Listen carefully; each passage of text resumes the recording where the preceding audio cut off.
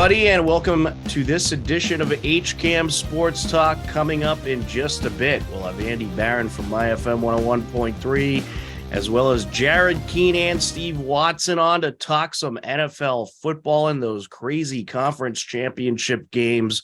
But right now, here are the latest happenings with Hopkinton Hillers Sports. On Tuesday, January 17th, Hiller girls basketball hosted Bellingham.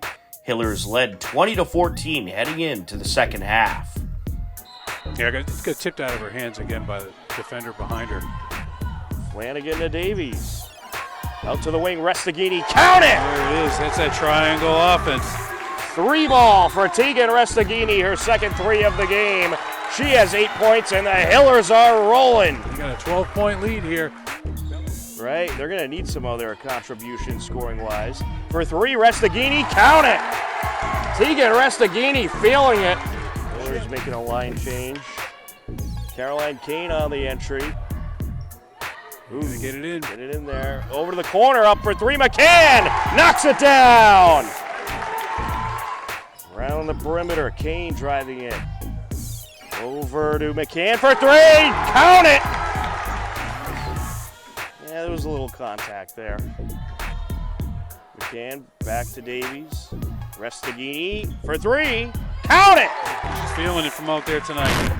Hillers net 20 points in the third quarter and end up taking the win 47-28. Freshman Tegan Restagini netted 14 points overall, 8 of which came in the third quarter. Ashley McCann also put up a trifecta of threes and totaled 9 points as the Hillers improved to 2-8 on the season. Bellingham fell to 3-9. On Wednesday, January 18th, it was a doubleheader of Hiller hockey. The girls started things off versus Stoughton and got things rolling in the first period. Wayne takes it, deflected. Secondary shot, put in. Lucy Jean. Approaching.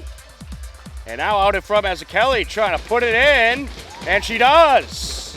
2-0, Hopkinton DS. Well, it was great pressure, and sooner or later, things are going to break your way if you keep putting that kind of pressure. And Hopkinton DS kept pushing, and Sophia Mazzucchelli out of Blackstone Valley Tech able to put it in with the assist from Liana Patrick out of Nitma. Jammed up along the near side. There's a wrister and a glove save off the stick of Bailey.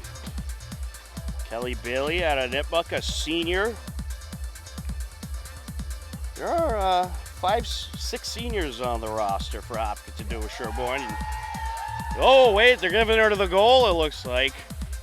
They're going to say that went in past the line. So, mark it for Kelly Bailey.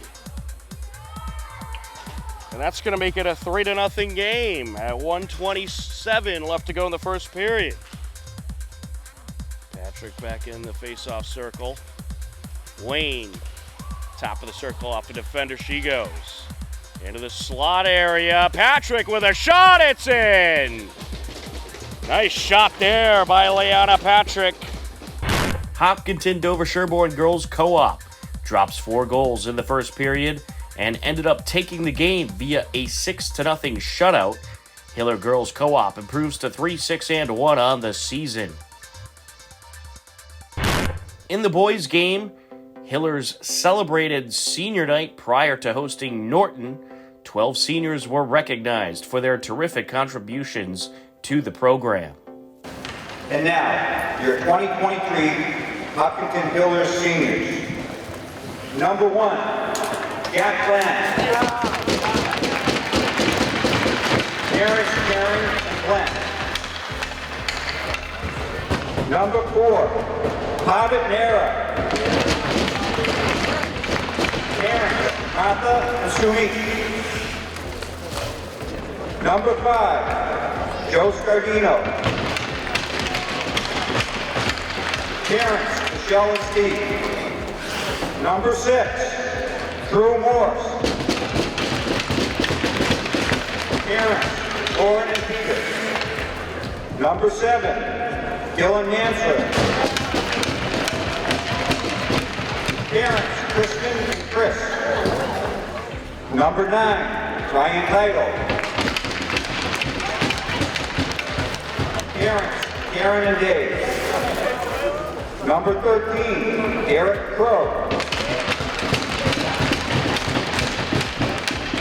Terrence, Michelle, and Dave. Number 15, Vasily Solitare. Terrence, Tatiana Picarelli. Number 17, Isaac Peterson. Terrence, Amy Annette. Number 22, Joe Carrazza. Terrence, Lynn, and Jean. Number 24, Charlie Perpera.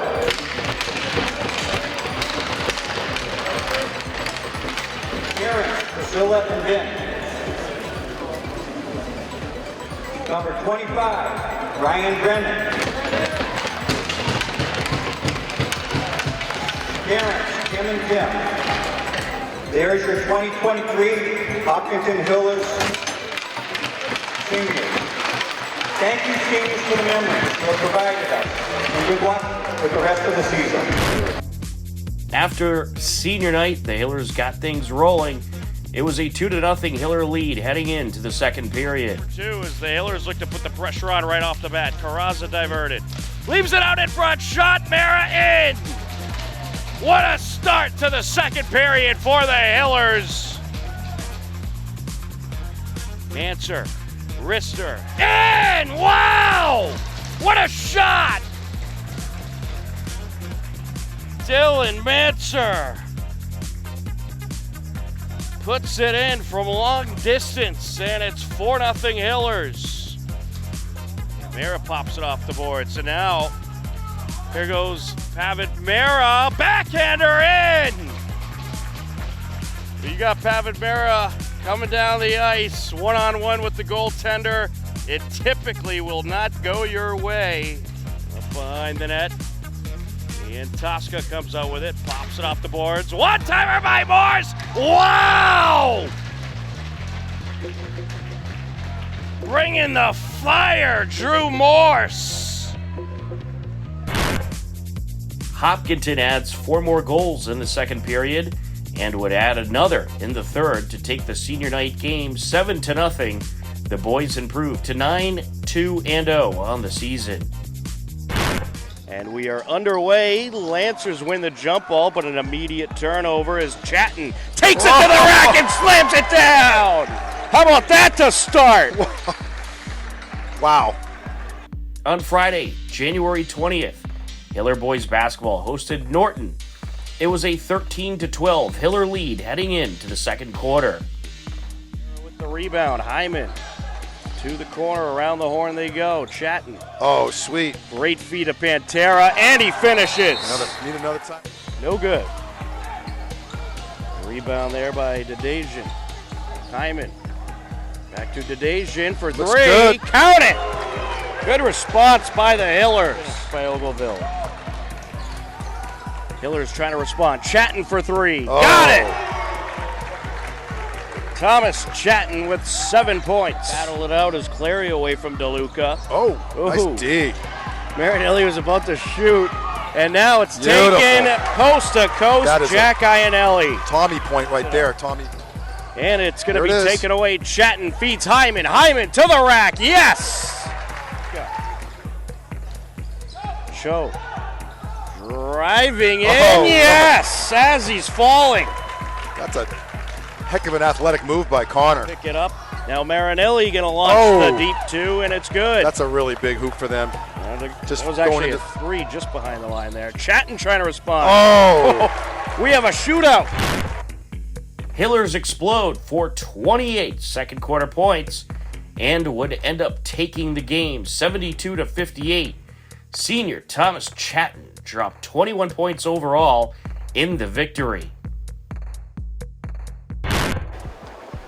On Saturday, January 21st, The TVL Swimming and Dive Showcase took place at the Boston Sports Institute in Wellesley. Here's a look. John Bird swimming strong, first to make the turn for the final stretch. Alex Congas right on his back, however. It's going to be a good finish. Lane 5 in first, lane 6 in second. I believe it was 4 in third.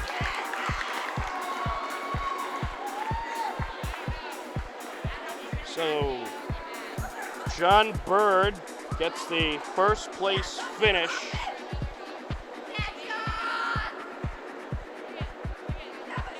There's Alec Congas out of Westwood in second place. Patrick Simonson out of Dover Sherborne. Davis Bischoff out of Hopkinton.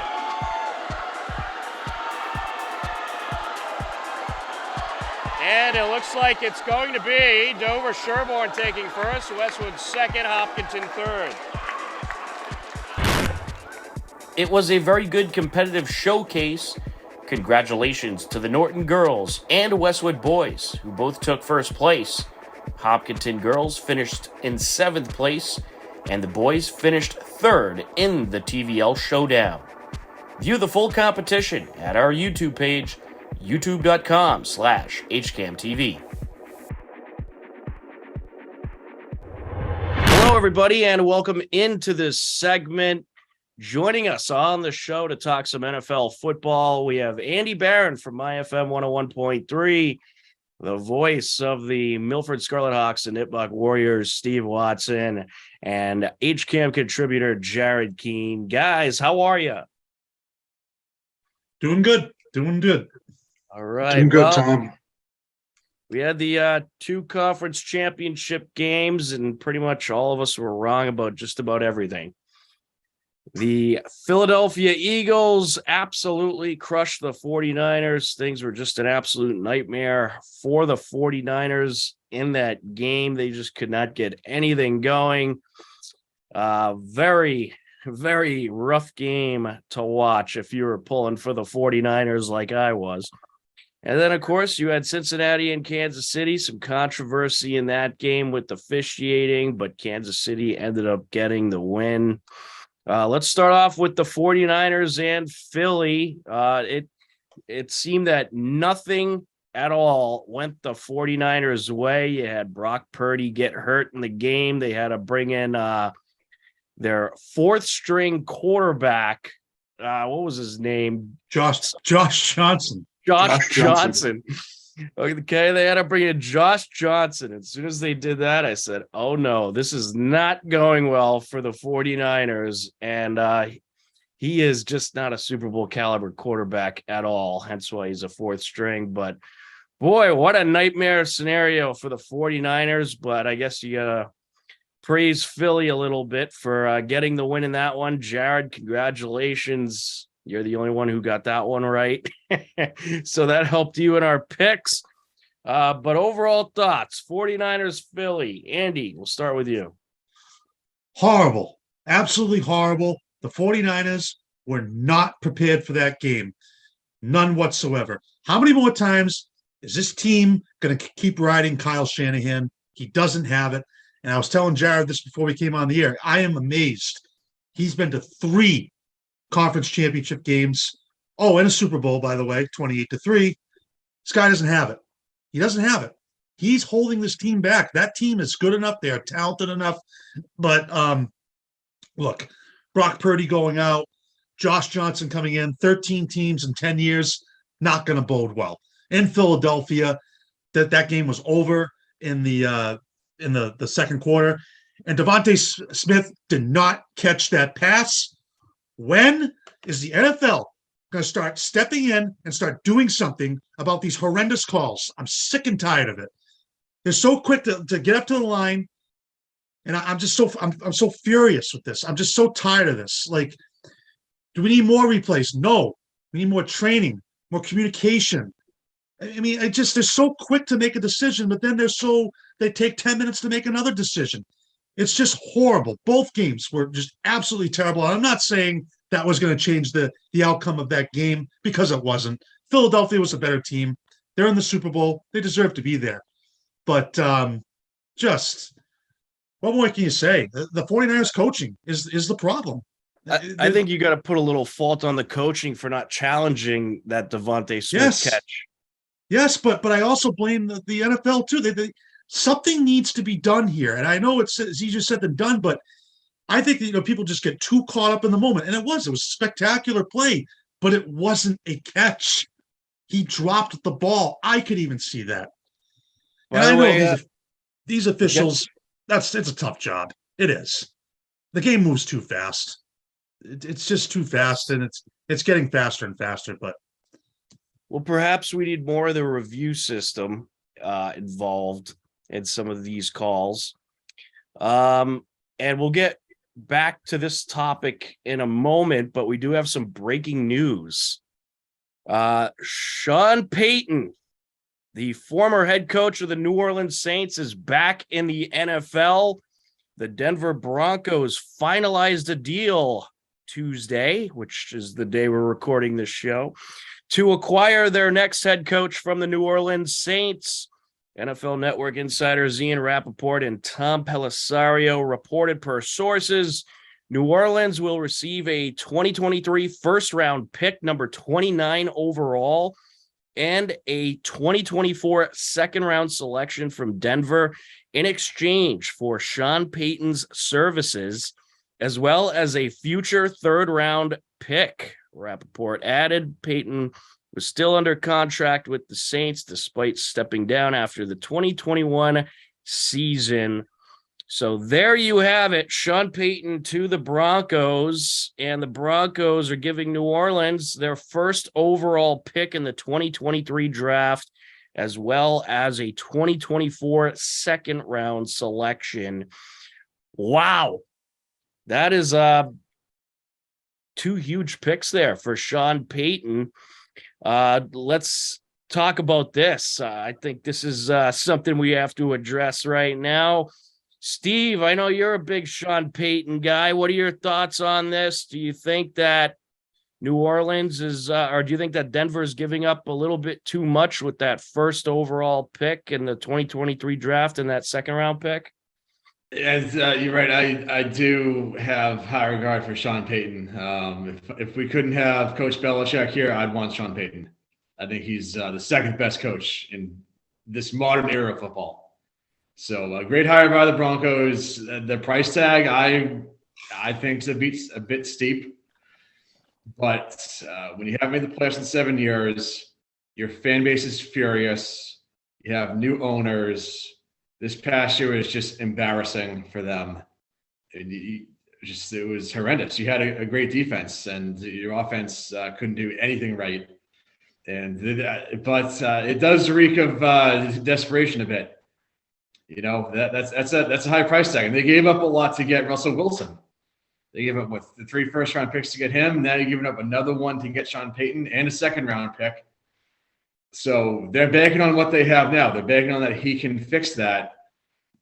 I say the jury's out on that. We'll see.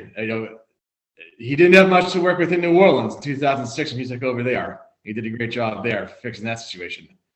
So we'll see what happens. Good hire by the Broncos, and we'll see how it goes once the season starts. All right, Jared, any thoughts about Sean Payton to the Broncos? I think Steve is spot on here. Sean Payton is a tremendous coach, but I think New Orleans did really well here getting what they did. Again, the Broncos need to do something. This was probably one of the worst years they've had in a long time. This is just an atrocious season for them.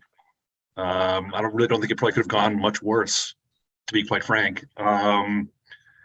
So again, in that regards, desperation, sure. But it's something they probably need to do. And again, I think New Orleans did pretty well here as well. And on the flip side, getting what they did, obviously a lot given up here. And both sides probably, I'd say, pretty happy. The Broncos get their guy. New Orleans gets a hefty haul. Yeah. All right. Andy, what are your thoughts about this? Price tag too high? Who made out here? Yeah, well, Steve and Jared, I think, made a lot of great points, but the Broncos have completely mortgaged their future. You're stuck with Russell Wilson. I don't know if Sean Payton can fix him. I really don't. And yeah, there's talent on that team, but man, they're so dysfunctional. And I mean, I'm sure Sean Payton's made out pretty well to take this job, and I don't know. Like the jury is out. The jury is out. And the Patriots do go to Mile High next year. That'll be interesting. But I'm going to tell you, if the Broncos have another bad year, ooh, they're really going to start feeling it. There is no margin for error here with Sean Payton, and he's been out of the league for a couple of years too. So I mean, I don't know, but they have to win. They cannot have another season like they had this year. Just cannot happen. Agreed. There's been too much money thrown around. I mean, all the draft picks they've given up for Russell Wilson and the Saints actually made out well. You know, I don't think they're that far off because I think their defense is pretty good. I think they need a quarterback. I don't think Andy Dalton is the answer. Taysom Hill's okay, but I mean, for them to find another Drew Brees, it's almost gonna be like a needle in the haystack. But I think they made out well, and that NFC South is not very good, especially if Tom Brady leaves Tampa Bay. But with the defense they have, they might be okay. So I think the Saints actually made out pretty well. Yep. Yeah, I think they made out very well. And that first round pick, that's number 29th overall, pretty good pick. I believe Broncos actually have 2 in the first round. So I think they may have another pick that they are able to use further up in the first round, if I'm not mistaken. But I think it's a good deal for the Saints. You know, he's not coming back or likely not coming back. I believe they had a bit of a falling out. And if I'm not mistaken, wasn't it team suspension or what? I think, or was it an NFL suspension? Anybody know? That was a league suspension, 2012 for the whole year. Ah, okay. Yeah, and, he left on his own accord. I think he was just burnt out, but he did coach there for what, 15 years? Yeah, a long time. Yeah, and yeah, I mean the Saints are kind of a program that or a team that has some work to do. So yeah, you know, I heard last week I don't know if there's any truth to it, but heard last week that he was not going to go to Denver because he had fears of a potential power struggle with that new ownership group there. So if that was true, that must have been resolved because Peyton is not going to take orders from anyone, much like Belichick here. It's his show, and that's how it is. So he's an accomplished coach. You know, I'd put, if I was the Broncos, whatever he says, that's what I'd be rolling with. I'm sure that was one of the terms of the agreement with the Broncos, and that's probably what made him want to go there. But the Saints a lot of money too, I'm sure. Oh yeah. Yeah, I mean, if you're the Broncos, you got Russell Wilson on what, a 7 or 8 year deal, something crazy. Yeah, I think it's the next 5 are guaranteed. I think so. They're stuck. So Peyton has to fix him, or he doesn't fix them. There is no other option. No, there really isn't. And you're right. He's a very accomplished coach. The other ones you can think of, it's Belichick, Andy Reid, and Mike Tomlin, and Pete Carroll. It's a short list. It is not long. Yeah. John Harbaugh, maybe. Yep. You know, he's still pretty good, but it's not a very long list for sure. No, it's not. You know. So the Denver Broncos trying to do everything they can to be relevant once again. They brought in Russell Wilson last year. That failed miserably. So now they bring in Sean Payton to take over as the head coach. Breaking news here on HCAM Sports Talk. Gotta love it. Andy's right, though. The Saints are not pretty far off. The Saints, if they can get a QB and maybe another decent playmaking receiver, they're not that far off. I mean, they're only a game out of winning the division. They have guys to build around. Right. I mean, yeah, they're only a game out of winning the division. And then if Brady leaves, the Saints are right up there in the running, I think. They need a QB, though. They desperately need a QB. Yeah. Frank Reich just got hired by Carolina as well. Yep. NFC South getting a little interesting. And the AFC West, that'll be even more interesting next year. What do you think the Broncos open up with? I wonder who they're going to open up with. Could be Kansas City. Could be Tom Brady. Well, if the Chiefs win the Super Bowl, though, they'll host the kickoff game. I don't think The thing is, they gave the Broncos so many primetime games, and they were just terrible at all of that. So I think the schedule makers feel like they, got fooled there. Then they're not going to get fooled again. So they'll probably get, one Monday and one Thursday, and maybe another random one, but not the full slate like last year. They don't deserve it. Only good teams deserve that. That 10-9 game against the Colts. I mean, that was they'll get that an was early one of the worst football games I've ever seen in my life. It was terrible. They'll get an early primetime game just because they brought in Sean Payton, and there's a million. I'm looking at who they play right now. I'll tell you who I think. It'll be Tom Brady and the Raiders, maybe, Steve. Oh, Jesus, come on. You Man. thought I was high on the Raiders this year. Imagine if Tom Brady goes there. So at home, they play Chiefs, Chargers, Raiders, Patriots, Jets, Packers, Vikings, Commanders, Browns. And they visit Chicago, Detroit, KC, Las Vegas, Chargers, Miami, Buffalo, Houston. It's too bad they don't play the Saints. Maybe it'll be Tom Brady and the Dolphins. No, he's not going to Miami. Watch it, man. If he does, wow, that's maybe Tom Brady and the Patriots. You never know. There's rumors. No way, man. Come on. Not a chance. It's not No way. That ship has sailed. Jesus. It wouldn't surprise me. Nothing would surprise me. I keep saying he's going to go to the Falcons. He's just going to end up going to Atlanta. They got the money. I'm telling you. I think Lamar Jackson goes to the Falcons.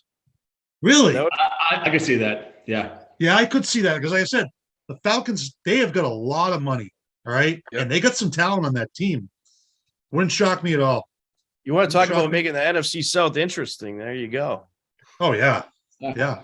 They might end up being the most interesting division in the NFL next season. But there you have it. Sean Payton to the Denver Broncos, going to the Rocky Mountains.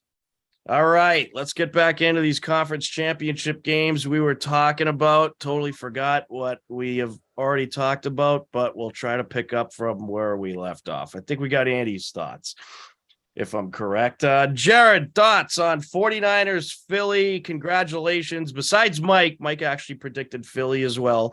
You're the only one to pick Philly because that just shows why you're the best at picks this year and why we're not.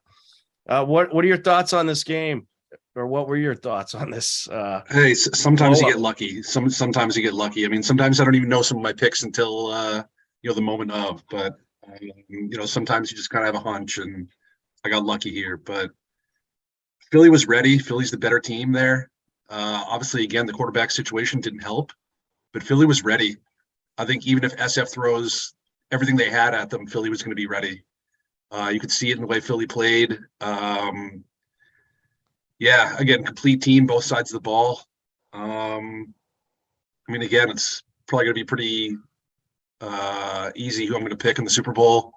I think I've said all year that Philly's the best team in the league. Outside of a few weeks where SF really went to town. But, yeah, I mean, Brock Purdy going down hurt, and Philly was ready. That's it. Props to Philly. All right, Steve, it was just a disaster for the 49ers. Were you surprised by this result? What were your thoughts on this game? I was surprised by the results. I think Stanford not having a quarterback, a functional quarterback at least for most of the game, certainly played an impact. Brock Purdy torn UCL. I'm not really shocked his arm bent the way that arms don't typically bend. So he's out for 6 months. Let the Brady to San Fran conspiracy theories fly. I've already heard a few of those. Yep. San Fran they just had nothing. And the Eagles, they've been a great team all year. I think they've consistently been the best team the whole season. So I thought the game was just horrible. And with the Smith, the catch, it wasn't a catch. I think it moved too fast for everyone, too fast for replay, too fast for the video coaches on San Fran. So, you can say they should have challenged it all they want. Now, Smith was signaling to get up and snap it. Now, a little reverse psychology, he could have been doing that to maybe fool San Fran into burning a challenge when he caught it. But he knew he didn't catch it. So that was a real motion to get moving and snap the ball. So it just is very choppy. Both games actually very choppy. A lot of kind of calls. Yep. Yeah, just kind of. This was not the best conference championship Sunday. No, it certainly wasn't. It was a rough conference championship Sunday for the NFL.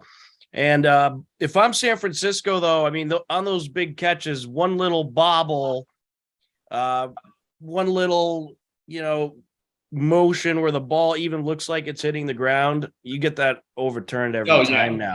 Yeah. However the process works with the video, it's got to be a little faster. And as for Kyle Shanahan, his system gets quarterbacks hurt. It's not a coincidence. Like all the time since he's been employed in San Fran, the quarterback always gets hurt. And people always say, oh, they're cursed, it's bad luck. No, I'm not buying it. Yep. His systems get quarterbacks hurt. That's all there is to it. Because they blew through, 4 quarterbacks this year. They were down to number 5. Yeah, I mean, Josh Johnson got even injured, and they had to go back to Brock Purdy, and then they didn't even throw the ball at a time when they should have at least been throwing the football on 3rd down. Yeah, San Fran is not going to win a thing until they can figure out how to keep quarterbacks healthy. Until that happens, you can count them out. Not going to happen. Yeah, it's pretty ridiculous. And San Fran doesn't have a bad offensive line either. That's the most surprising thing. They've got a super talented team. You got a great defense. You got good receivers. You got George Kittle at tight ends. You got a good run game. But unless you can keep your quarterbacks healthy, none of that really matters. No, right? it was just a horrible game. Terrible game. Agreed. How do you burn through Trey Lance, Jimmy Garoppolo, and Brock Purdy? That's insane. Well, I'd ask the same question. And Josh Johnson, then you have to go back to Brock Purdy. Yeah, you're talking about the same guy who has overseen the two largest blown leads in Super Bowls, Kyle Shanahan. That's how you blow through 4 quarterbacks. Well, speaking of San Francisco, we have more breaking news. Can you believe it? It's just a crazy breaking news night here on HCAM Sports Talk. Last year, San Francisco 49ers defensive coordinator DeMeco Ryans has agreed to terms to become the Houston Texans head coach.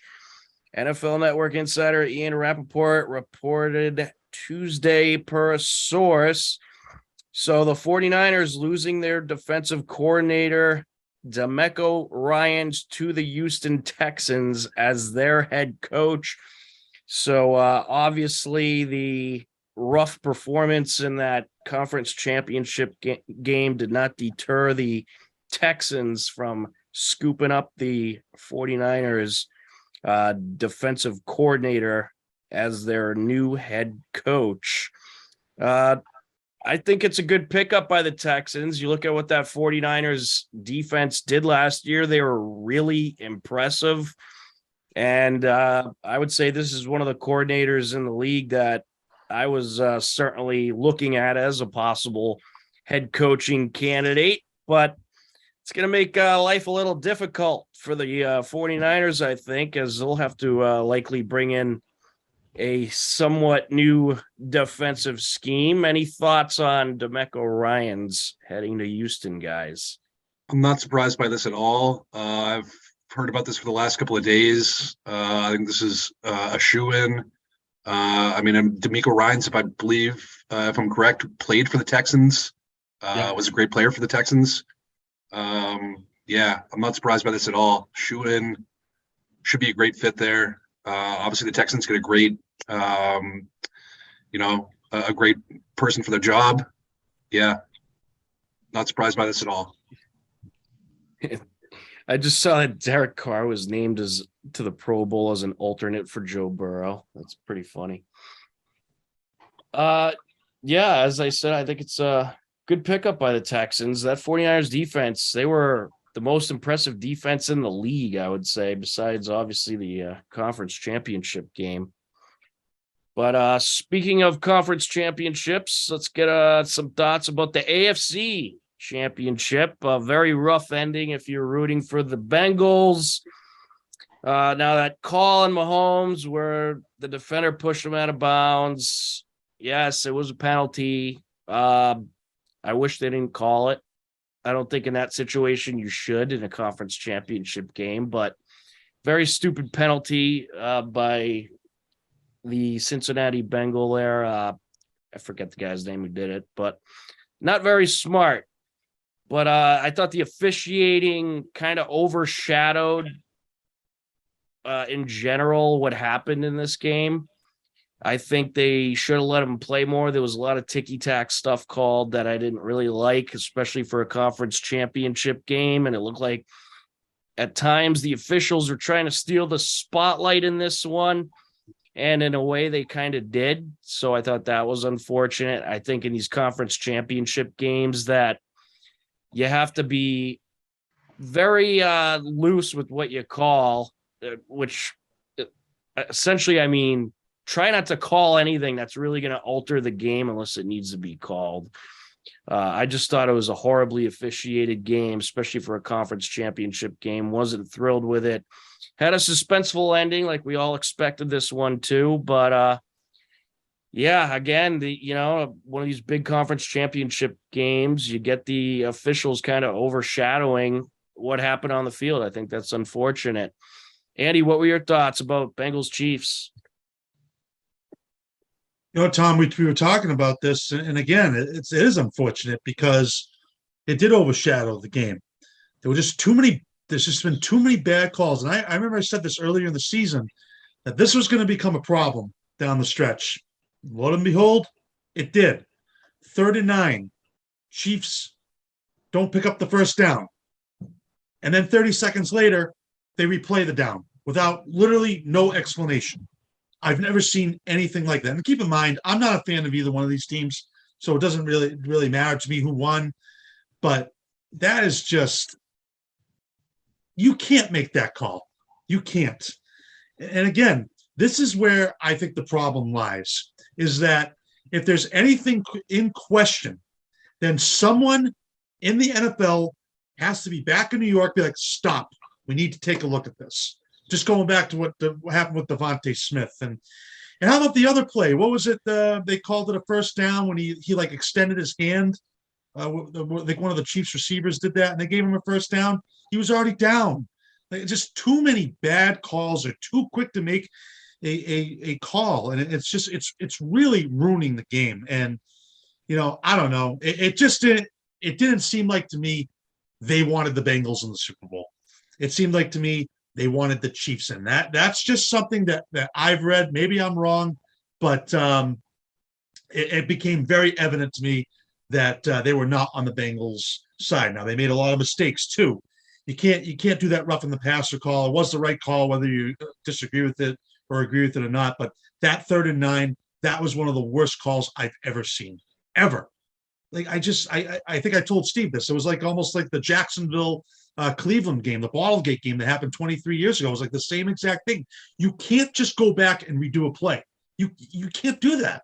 Yeah, this isn't backyard football. That was ridiculous. I can't even believe they were doing that. And why wouldn't you take more time to review these plays, review these situations? You got dozens of camera angles, more than a typical game, since it's a conference championship game and they have all kinds of extra cameras there and whatnot. Why wouldn't you take the time, review this, review a situation like that and get it right? Or, send it, have a review station set up in the New York headquarters or something like that. I really don't understand it. And, it does seem to me that the Chiefs never get the short end of the stick when it comes to officiating. That's just something I've noticed. Pat Mahomes is like the NFL darling or something, but they never seem to get the short end of the stick. It's always the team they're playing against. One more thing. The NFL is going to start turning into the NBA if they're not careful, because they're heading down that road. And we all saw we all know how bad the officiating is in the NBA, but they're heading down a road that they cannot afford to head down, because this is one of the worst I've seen in a long time. Really. It's been bad. And what's it going to be like in the Super Bowl? And again, it doesn't really matter to me who wins. I'm not really a fan of either team, but you got to start thinking.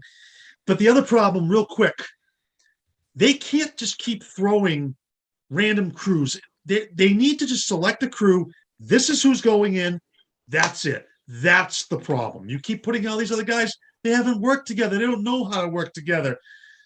It just like with announcing crews, you have like the same group of announcers. Okay, they're the first, they're the second.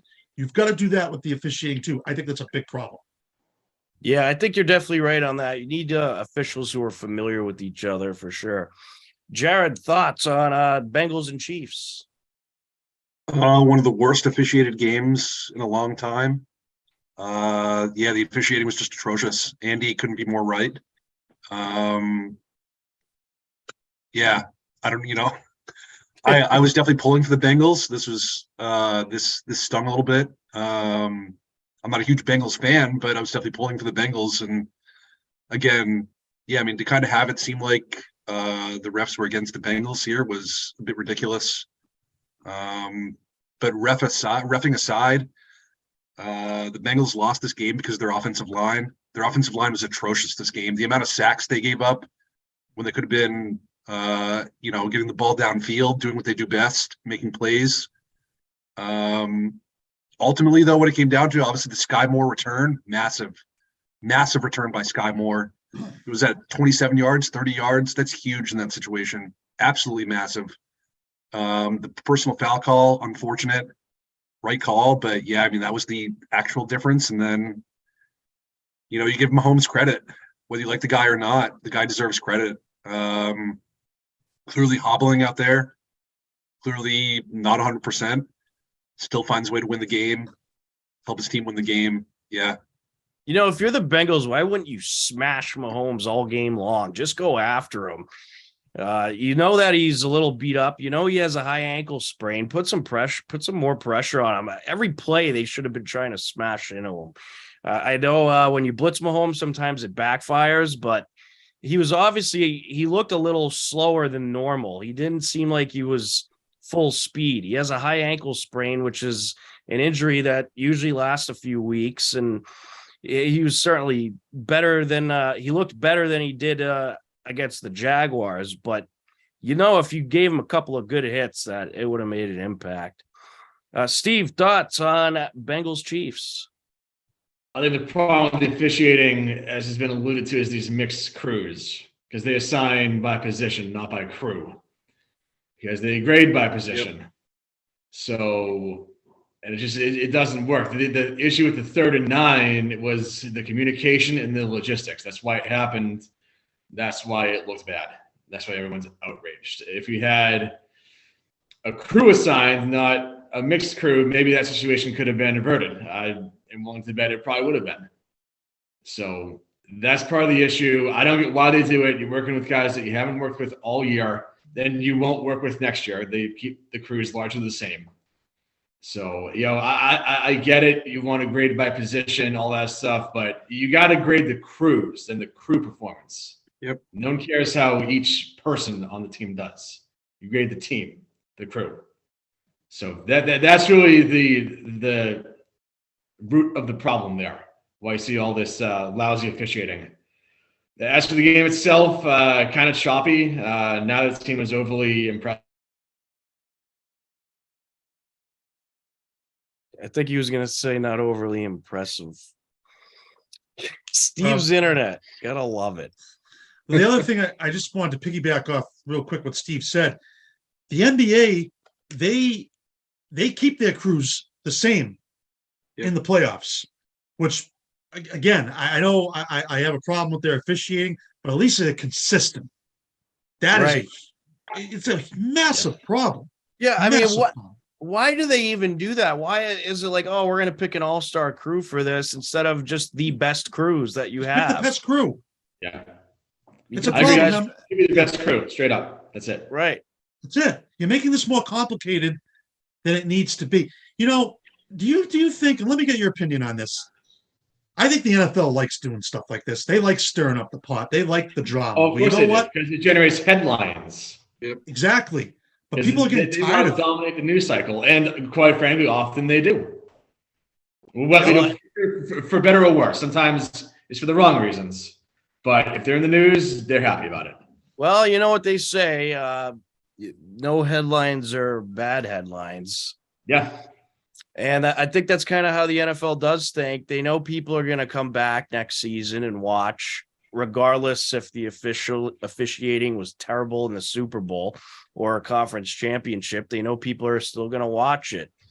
But, I think it's getting to the point where maybe that won't be the case anymore. I think there's a lot of people that are starting to get very frustrated with some of this officiating, especially this season. I've never heard about the officiating talked about as much as I did this season.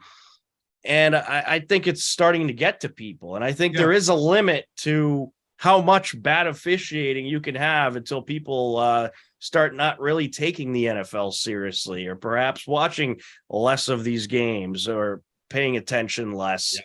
I agree. I think I don't think the system needs a total overhaul. I think definitely some tweaks are needed.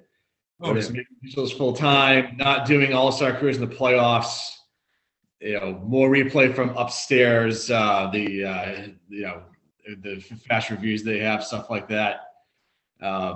Just little tweaks that can make the game better. And really, you need better football in general. There's some bad fishing this year. There's some bad football in general this year because. I mean, how many teams could you really pick out of a lineup and say, "Oh my God, they're amazing"? Not many. We were talking about this on the Sports Buzz about how there's a lot of good teams, but I don't feel like there's a lot of elite teams. Like the Patriots, the Colts, the Steelers, the Ravens back in the day. Those were elite teams. Totally. They had elite coaching, elite players. Brady with the Patriots. Manning was with the Colts. You had Roethlisberger with the Steelers. Though you knew those teams were going to be right there at the end. Yeah. Like Kansas City's a good team. Philadelphia is a good team, but I don't know if I would call them elite. I don't think they're elite, but they're good. I disagree. I would call Kansas City good. I disagree this year, only this year, because Philly's been tremendous this year. I think it's I don't know. Yeah, I think Philly showed it. There is elite teams this year. Philly dominated all season. Kansas City dominated all season. Cincinnati dominated the majority of the season.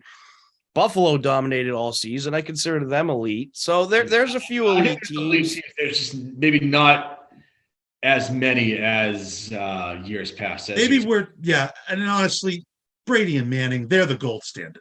Yep. Right. You're not gonna. And okay, and one more thing. Enough with the Mahomes thing. He's a great player. He's not Tom Brady. Stop with the comparisons. There's only one Tom Brady. No more. That's right. I'm done. No, that's why I think Brady fans want to see him lose, is because they're sick of these ridiculous comparisons. It doesn't really matter I'm just saying that we were talking about this the other day. The Brady's numbers you can't even comprehend what this guy has done. It's just. He's had two careers that are better than Mahomes. He's won 4 conference championship games on the road. That is incredible. Mahomes has never won. He's never played a playoff game on the road. It's a good point. I mean, I'm just saying, he's a great player. No doubt about it. But no more. There's one Brady. I agree. No one's like TB12. No one ever will be like TB12. He is the GOAT. End of debate. All right, believe it or not, we are out of time. We had a lot of breaking news today. Real quick final thoughts, guys. I'll give mine first. My final thoughts is tune in next week. We'll have our Super Bowl picks, and we'll talk about the upcoming Super Bowl game between the Philadelphia Eagles and the Kansas City Chiefs.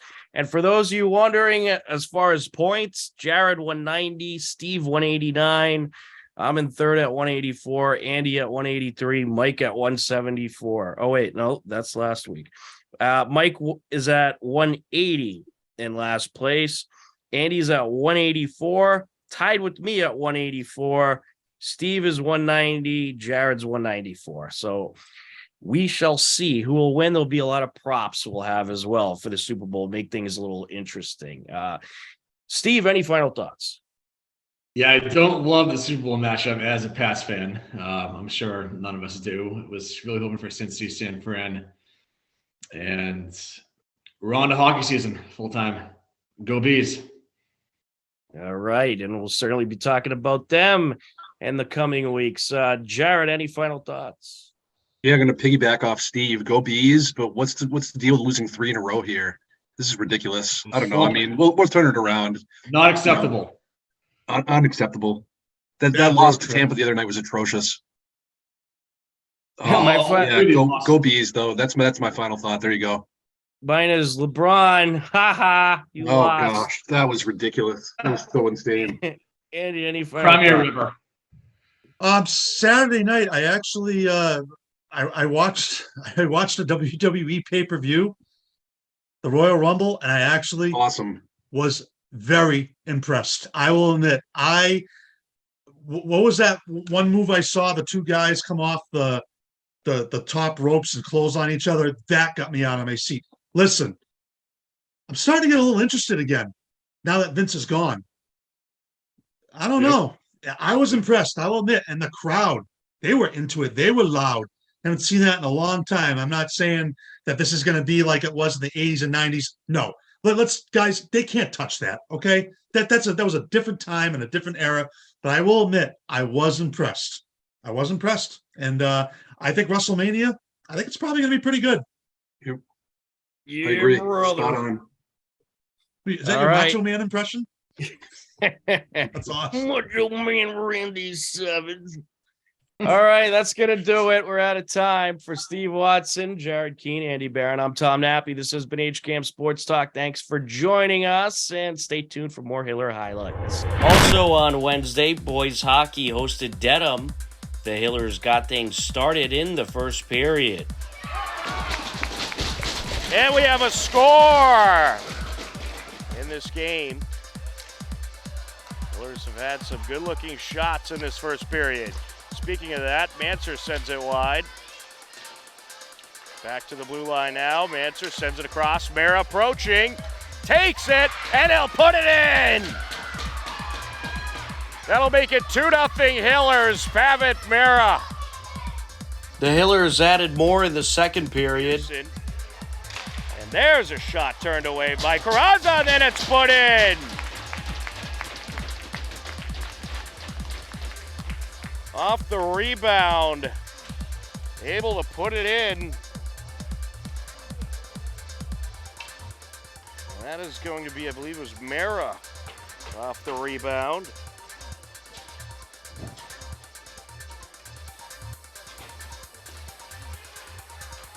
Mara sends it across. Manser looking to center it.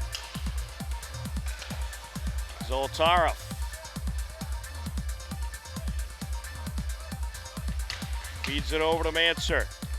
Out to Mara, who takes the shot turned away. Loose puck. McPherson trying to stuff it in, and it will get through. And I believe it was Carranza getting a piece of it to knock it in. And that makes it 4-0 Hillers. Hillers took the win 7-0 and improved to 7-2-0 on the season. On Thursday, Hiller Alpine Ski hit the slopes along with several other teams. Here's a look. The blue course is 119, Alex Shaw from Shrewsbury.